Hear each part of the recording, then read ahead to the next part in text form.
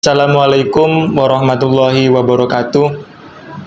Izin memperkenalkan diri, nama saya Muhammad Fikri Muharam dari Prodi Akuntansi Universitas Bandar Lampung dengan NPM 22028610. Di sini saya akan mewawancarai salah satu lembaga hukum yang ada di Provinsi Lampung, Kota Bandar Lampung, yaitu BKBH Universitas Bandar Lampung. Izin memperkenalkan, ini narasumber saya dari BKBH Universitas Bandar Lampung. Dengan siapa, Kak? Saya izin perkenalkan diri. Saya Fadli Afriyadi SMA. Saya bergabung di BKBH UBL dan sekaligus di Advokat Media Lawyer. Sebagai advokat lebih tepatnya. Baiklah, langsung saja masuk ke pertanyaannya. Sebagai lembaga bantuan hukum yang ada di Universitas Bandar Lampung, bagaimana tanggapan Kakak mengenai pencegahan dan pemberantasan korupsi yang ada di Indonesia? Oke, mungkin saya mulai dengan ini ya, terkait pencegahan dan pemberantasan korupsi yang ada di Indonesia. Terkait tadi bagaimana, saya mulai dari ada suatu adegan yang terkenal, mungkin beberapa sangat familiar, mungkin ada istilah power tends to corrupt, absolute power corrupt absolutely.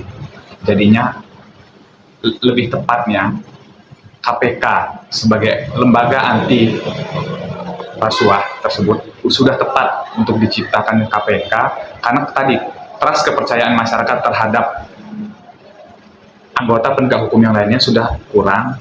Oleh karenanya lembaga KPK tersebut terciptakan. Itulah silsilah secara singkat mungkin. Dan terkait pencegahan mungkin itu melalui edukasi ya, edukasi di kampus-kampus. Kemudian dari edukasi tersebut selama ini terkait pencegahan itu ada beberapa pejabat mungkin, khususnya di Provinsi Lampung sendiri, kemudian ada istilah lembaga anti korupsi lah istilahnya. Inilah istilah lembaga anti korupsi di Provinsi Lampung, itu turunan dari KPK mungkin gitu. Di situ ada MOU lah semacam ini, pernyataan sebagai kepala daerah mungkin. Ini kan kebanyakan saat ini kepala daerah yang tersorot karena anggaran daerah untuk korupsi tersebut. Oleh karenanya pencegahan tersebut itu maupun pemberantasan tersebut ada secara masif dan aktif. Secara masif itu contohnya melalui dia OTT, gitu. Dia diam-diam, tiba-tiba ada beberapa pejabat menggunakan anggaran ataupun tadi adanya suap tadi itu. Nah, kalau dia secara aktif, gitu. Secara aktif tersebut melalui audit, beberapa audit langsung yang turun, yang mungkin yang patut dicurigai adanya penyelewengan dana tersebut.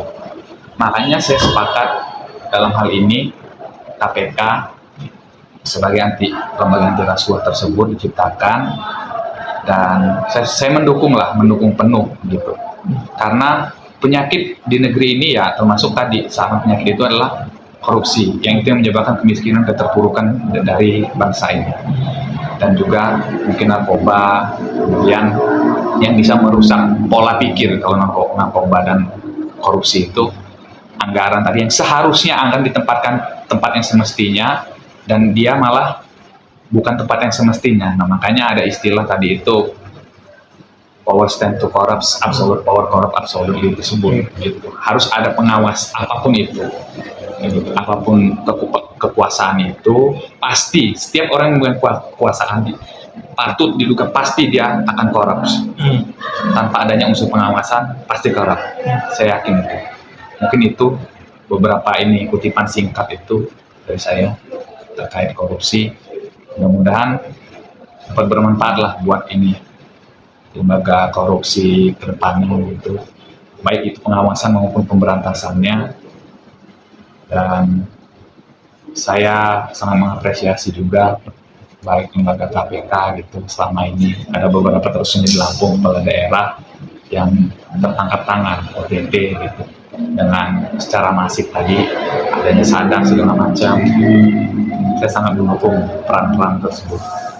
Untuk sebagai pencegahan ini seharusnya sudah dimulai sejak dini, sejak anak-anak waktu di zaman bangku perkuliahan mungkin diberikan wawasan yang lebih untuk artinya bekerja dengan penuh tanggung jawab. Dalam hal ini integritas lah, kayak gitu. Makanya saya dalam ini hidup saya gitu, saya menulis suatu kutipan, integritas adalah modal awal di saat kita melangkah. Mungkin itu dari saya beberapa ini bikin menyebut. Terima kasih. Baiklah, terima kasih Pak telah memberikan tanggapannya tentang upaya pencegahan dan pemberantasan korupsi yang ada di Indonesia. Terima kasih, Pak Fadli.